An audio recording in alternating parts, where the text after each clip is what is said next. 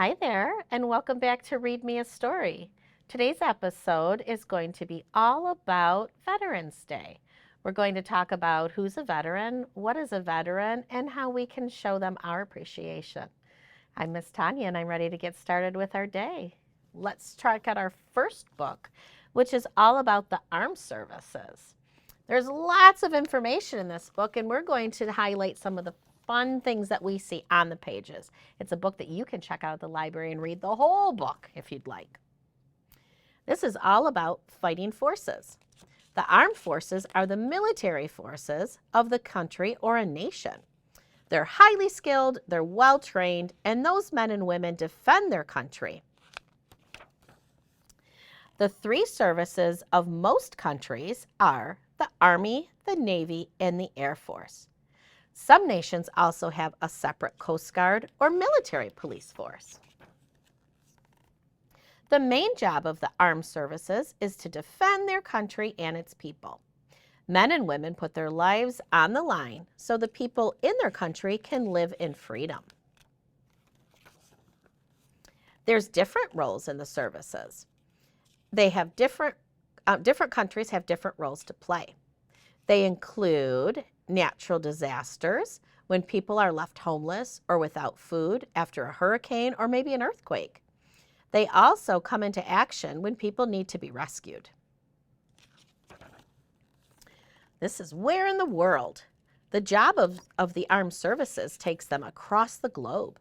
Some countries have large bases known as garrisons, and other countries where people need their help. Daily life. Life for people in the armed services is very different than a regular job. They can be called into action at any moment. Working together. Whatever the challenges, members of the armed services rely on the friendship and support of their team. They must work together to achieve their goals, whatever they may be. The Army operates on the ground. It's organized into different units that have specific skills. Officers are their leaders, they give out orders, and the soldiers do their job of driving a tank or operating a radio. The Army equipment uses things like weapons for fighting. Vehicles carry them into battle. Soldiers also need radios, mine detectors, and lots of other equipment. The Navy also operates at sea using ships and aircraft. As well as defending a country from attack, it patrols the seas and supports the Army. The Air Force operates in the sky. Planes and helicopters are used to fight enemy aircraft, as well as go against the enemy. They support the troops on the ground. Air Force has fast combat vehicles to attack targets in the air and on the ground. Large or slower planes and helicopters are used to move troops and their equipment. Changing the world. The challenges faced by our armed services are always changing. Today there are new threats from different countries that have developed other weapons. Let's see about a couple fun facts on our very last page. The United States has the world's largest air force with more than 6,000 planes and over 300,000 men and women. A Navy often has a floating hospital so that its members of the armed service can get the best medical care. The end. We'll take a break. We'll be back in a minute for the next story. Medicaid and CHIP offer free or low-cost health coverage for kids and teens. These programs cover doctor's appointments, hospital visits, prescriptions, shots, and more. As parents, we get peace of mind knowing that our children are covered if they are sick or get injured. You may now be eligible for Medicaid too, even if you've applied in the past. Enrollment is always open. Visit insurekidsnow.gov or call 1-877-KIDS-NOW. Paid for by the U.S. Department of Health and Human Services. Welcome to Oxford Community Television. We are proud that our 4 communities continue to choose local programming, local news, sports, community issues, familiar faces, celebrations, and commitment to each other. Welcome to Oxford Community Television. When I was in foster care, I never knew when I would have to move, so I always had my suitcase ready to go. Then one day, I was adopted. My new parents opened their hearts and home to me. My parents cook my favorite breakfast for me every morning. My parents take me on trips I never thought I would go on. They gave me a home and an even better reason to use that suitcase. My parents aren't perfect, but they're perfect for me. It's time for our next book, and that is Tilly and Tank by J. Fleck. Which one do you think is Tilly and which one is Tank? Tilly was taking her morning stroll when she noticed something strange in the distance. It had a trunk and a tail, just like she did, but it was very curious shade of green. Must be a different kind of elephant, thought Tilly. Tank was having his morning patrol when he detected something strange ahead. It had a barrel and a turret, just like he did, but it was a very curious shade of blue. Must be the enemy tank, thought Tank, when his alarm sounded. Wee-oo, wee-oo, wee-oo. Tilly walked right up to the noisy green elephant. She took a close look at his trunk, his tail, his eyes, and behind his ears. Then she cleared her throat and said, "Hello?" Tank responded with a boom.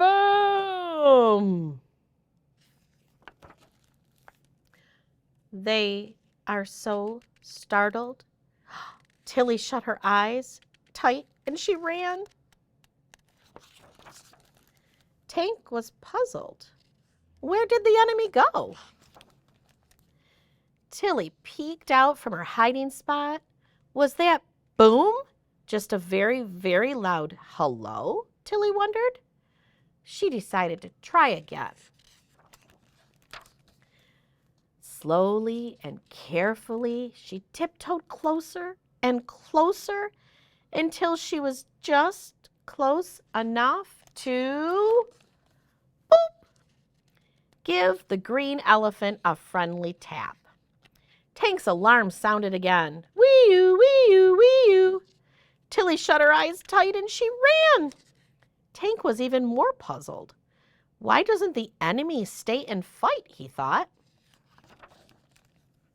Tilly ran so fast, tripped over a rock, and landed with a thump in a bed of flowers.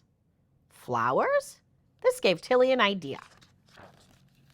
Tank saw the enemy returning with a strange object. Is that a weapon, he wondered? Tank stood up strong, and he responded with a boom. And again, Tilly ran. But this time, Tank observed, the enemy left something behind. Its weapon. He scanned the object and he discovered a flower? Oh no, thought Tank. He had been wrong. This wasn't an enemy. That was a friend. Tilly was nervous when he saw the green elephant approaching, but then she saw what he was carrying. A magnificent bouquet of flowers. Tank dropped the flowers at Tilly's feet. Tilly smiled as she sat next to her new green friend. Tank's alarm was replaced by a happy sound from deep inside his engine. Thump, thump, thump, thump, thump, thump. It was a happy sound coming from deep inside of Tilly, too. Thump, thump, thump, thump. Aww. The end. That was a fun book. We'll take a break before we start our next one.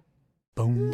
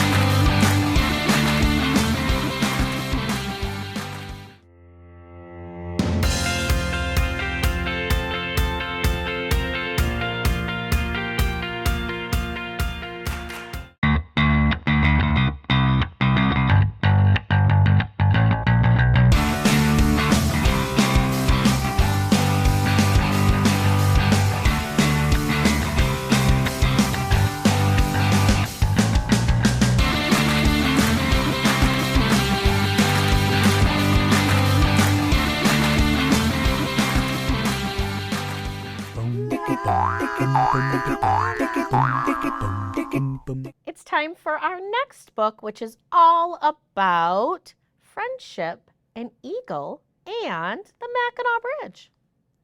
By the Light of the Moon is by Lisa dos Santos. The sun shone brightly and the air was crisp on a midsummer day. A bald eagle called Edge wanted to play. Like all bald eagles, Edge is strong and graceful in flight. To witness him soar is a glorious sight. But Edge, most of his day spent alone perched in a tree. His great size makes others feel a little bit uneasy. So there sat Edge that morning, high atop the mighty Mackinac Bridge. He was watching the ferry boats going to Mackinac Island. A flock of seagulls followed out the boats. Edge sighed. He longed for that kind of friendship. He could just have cried. Oddly, those same gulls appeared again soon. Something was wrong. They krilled into the bridge and they screamed too long. Eventually, Edge summoned the courage to ask, "Excuse me, dear gulls, what is going on?" "Oh, sir, it's terrible," said one of them. "Miss Beatrice, the bat, has worried out of her head. Her babies, they're gone. She doesn't know what could be. In the daylight, they're confused, and they really can't see. We need poor Mrs. Beatrice on our island home, the fort. For her baby's rescue, she was devising a plan. We told her we would do whatever we can." Just then, Mrs. Beatrice appeared. She was determined. She had hope in her heart, and she must get the search off to a start. So the mama bat called out as Edge and the seagulls looked on. They had no idea that the bat had a song. Mrs. Beatrice sang and sang. The seagulls looked between the towers. The hunt for the baby bats continued above the humming bridge traffic for more than 2 hours. Edge stayed back. He wanted to help now, but how? A long morning passed. It was afternoon when the babies were finally found. Cheers were heard from everyone all around. "The search is complete. My babies are safe," shouted Mrs. Beatrice with glee. "Now, dear children, come home with me." But the babies couldn't let go. They were too afraid. They couldn't fly home. It looked like such a long way. Then Edge knew exactly what to do. "Mrs. Beatrice, I'll take your little ones home for you." "I can help," Edge said with pride. "On the span of my wings, your babies can ride." "We'll wait till it's dark if your babies feel ready. I guarantee the flight will be steady." Mrs. Beatrice agreed. Darkness came soon. Edge carried the baby bats home by the light of the moon. Safe and sound at home on Mackinac Island, Mama thanked Edge again and again. Edge simply said, "I'm glad to help a friend." So if some night when the moon is bright, you spot an eagle high above ready to soar, look closely, dear friends, and then there may be baby bats aboard. The end. All right, we'll stop for a minute and we'll get ready for our next book.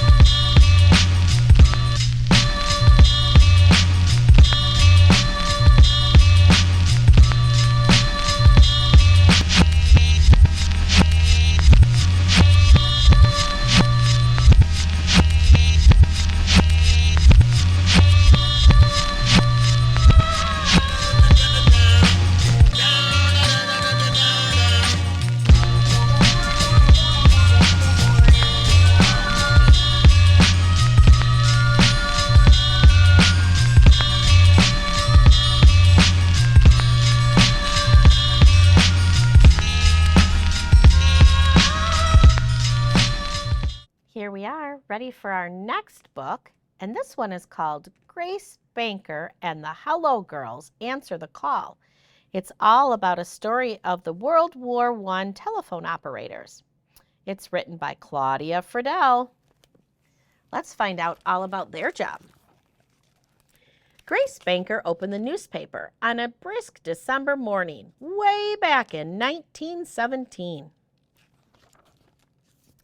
The world was at war. The commander of the U.S. troops was calling for female telephone operators to join in the fight. Grace knew she had just what they needed. College education, check. Fluency in French, check. Telephone operator expertise, check. Along with thousands of other female telephone operators known across the country as Hello Girls, she answered the call and crossed her fingers. When women had never been allowed to the military, and they were not even allowed to vote, but that didn't stop Grace. She opened all of the mail from the Corps, and she couldn't believe her eyes. Not only did she get the call to serve overseas, but Grace was to be the chief operator. After 2 months of classes, drills, uniform fittings, and oath swearing, Grace led the Signal Corporal girls onto the troop ship, the Celtic, and into the war. They kept their cool in the English Channel when the ferry bumped into a patrol boat and caught a submarine. It was trapped in the fog. They kept their cool on the first night in Paris when the German sirens blasted through the air and they were cold and in the dark. The minute the Signal Corps girls started plugging in their cords and connecting in their calls, lots of calls were from homesick boys missing the voices of their mothers, sisters, wives, and sweethearts. Chief Operator Grace Banker was all business when she was on duty. There were rules to follow, schedules to make, problems to solve, and curfews to meet. Grace made the most of her time away from the boards, but there were gas mats and helmets hanging on their chairs. The Signal Corps girls pulled the plugs at lightning speed, and they kept the combat moving. The determined boys were surprised that the world was pushing the Germans back, but Grace and her girls packed up and once again went along with the soldiers. Nothing could shake the Signal Corps girls from their stations. Every new call could save lives, and any missed command could lose the battle. Some of the people depended on Grace and her Corps girls to move every time they had a new location. When a wood stove turned over, there was an accidental fire at the camp. The girls were on the phone warning everybody ahead, and everybody made it out safely. Thanks to the push on the front lines, the girls pulled on the phone lines, the troops won the battle, and they saved the war. A captain of the Signal Corps girls picked up Grace's phone call and made an urgent call. Cease fire, which means stop fighting that war. On May 22nd, 1919, Chief Operator Grace Banker received one last call. This time it was a reward. The Distinguished Service Medal for exceptional, miraculous, and distinguished service. Grace Banker may not have marched with the troops, but she and the Signal Corps girls served their country right in step with thousands of soldiers who returned home as heroes, ready to make their way into the new world. The end. Time for a quick break. I'll see you soon.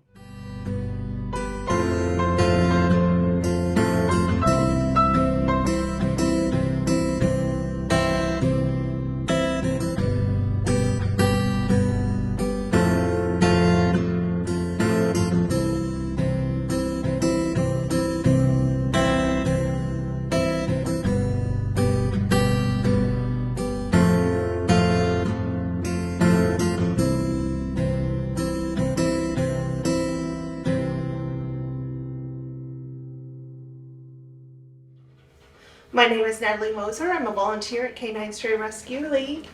And this fun fella is Chase. Chase is about 1.5 years old. He's about 66-ish pounds. And he is considered a shepherd pothound mix. When he initially came to us, he was labeled as a shepherd mix. But as our foster got to know him a little bit better, he did some research and he feels like his personality and the way he looks reflects more of a bloodhound. Chase is a playful guy, little bit of a bull in a china shop type of thing. He doesn't realize how big he is. Because of his misunderstanding of how big he is, we ask that children in the home be at least 13 years old. Chase enjoys meeting new people, but you'll have to let him come to the new people to introduce himself first. He can be a little bit shy. He also loves kids. He is in a foster home with a cat, and he does not do anything to the cat. He also has a couple Great Dane foster siblings that he loves to romp around in the yard with. He loves to play with other dogs. He would be a great addition to a family with dogs already. Chase is also very smart. He knows many commands like sit, lay down, wait, drop. Chase has been in foster for quite a while, so he is potty trained, and we know a little bit more about him because of him being in foster. Chase is an active guy. So he would love to go hiking or camping, all of those fun things with you. He'd also like to have a fenced-in yard so he can get out some of his energy during the day. Chase loves to play with the tennis ball, and he will play fetch until he can't play anymore. Because of Chase's breed, he does enjoy nose work, so hide and seek with treats, something like that would be a really fun game for him. Chase would also be a really good dog to have in advanced training classes. So you would start with beginners and work your way up. I think he would really enjoy that. And he would be really good at it because he is so smart. Chase likes to eat his food by himself. He doesn't like other dogs in his space, and he also doesn't like people in his space. So that's something to consider. Chase is also very strong, so you need to be able to handle him physically. We are looking for an experienced adopter for Chase because he is so smart and he is so strong. Chase is currently in foster. So if you're interested in Chase, fill out an application at caninestray.com and our foster coordinator will get in touch with you. If you're interested in any of our other adoptable dogs, go to caninestray.com, fill out an application, or come by and visit us during our open business hours.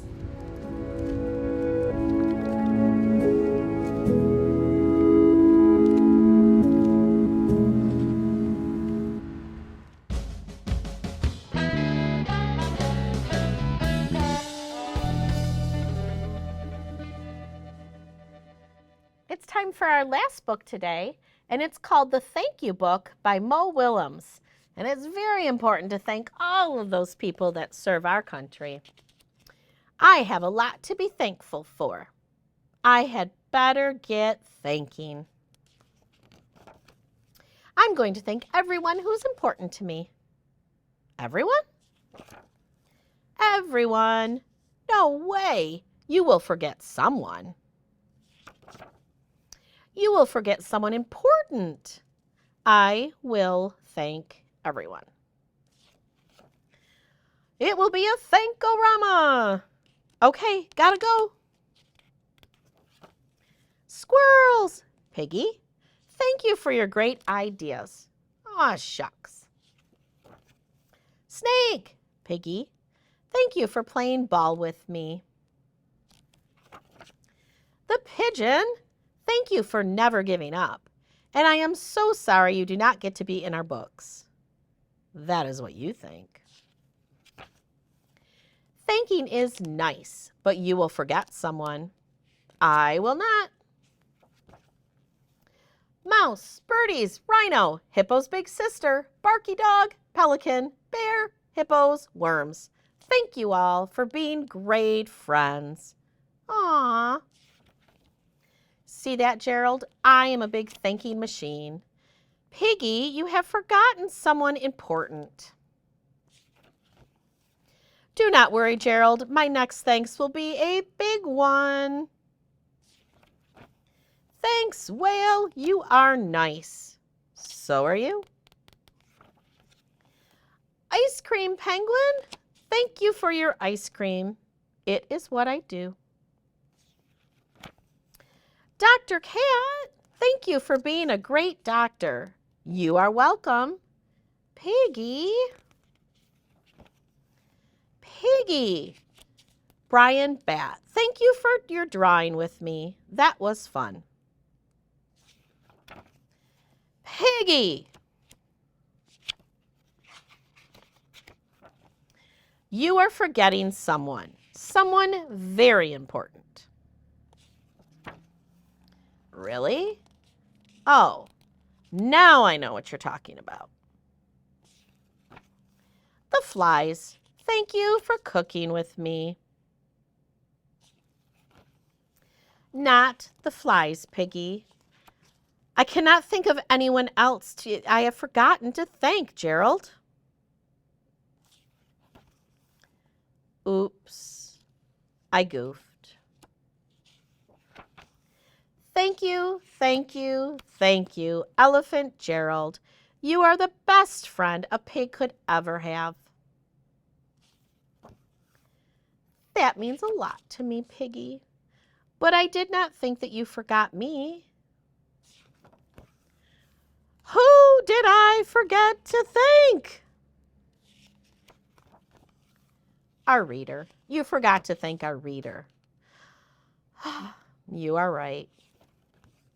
Thank you for being our reader. We couldn't have done this without you. You are the best. You did it. Great thanking, Piggy. Thanks to you. Yep, I am one lucky pig. The end. Make sure you get a chance to thank the people that are wonderful in your life. Have a great day, and we'll see you next time for the next episode. Bye.